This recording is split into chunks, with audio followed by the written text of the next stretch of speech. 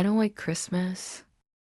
In fact, I'd go so far as to say it's my least favorite time of year. You might think my heart is dead and cold. You'd be right, for more reasons than one. Let me explain. 5 years ago, I loved Christmas. Loved the snow, the lights, and even the eggnog. My wedding day was set for December 25th, and it felt like magic. George, my fiancé, stood at the altar, dashing in his tailored tux. Family and friends filled the pews, all smiles and teary eyes. I was nervous, so my maid of honor handed me a cup of eggnog. Just a little to calm your nerves. She said.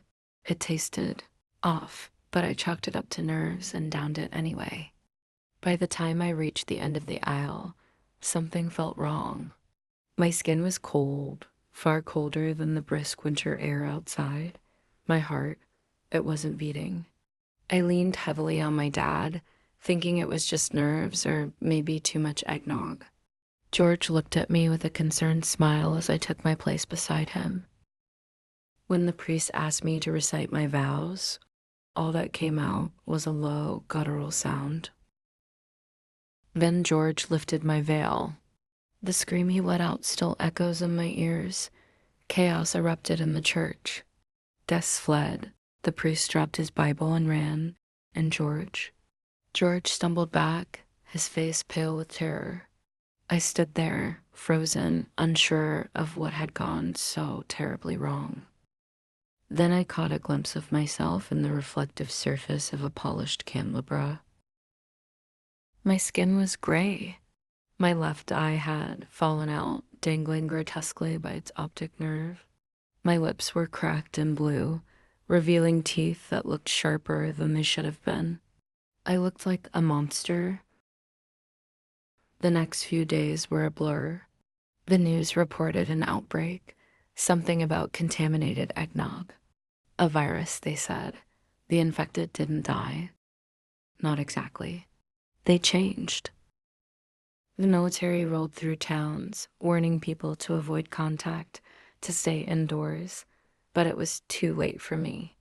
I was already this.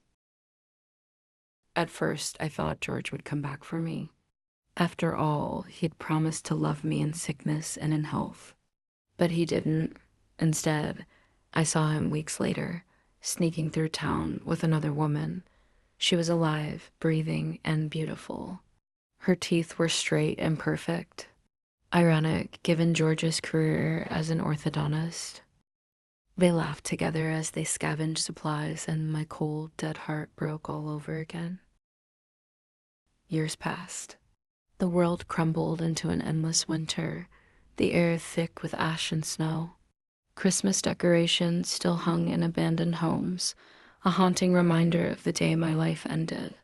Yet every year, on December 25th, I find myself drawn back to that church. Tonight, the church is a skeletal ruin, its stained glass shattered, its pews rotted, but it's quiet. Peaceful even, and then I see him, George. He's here, trembling as he steps over the broken threshold. His hair is grayer now, his face gaunt. He's not alone. A woman follows him. She's different from the one I saw years ago. Younger, prettier. They don't see me at first. I'm just another shadow in the dim light. But then George approaches the altar, the very spot where he once promised to love me forever. He kneels, and I see what he's holding. The box of my wedding ring. The one he slipped onto my finger 5 years ago. He's trying to pry it off my cold, dead hand. Something snaps inside me. I've waited long enough. I do, I rasp. George freezes, his face turning ashen as he looks up at me. His lips move, but no sound comes out.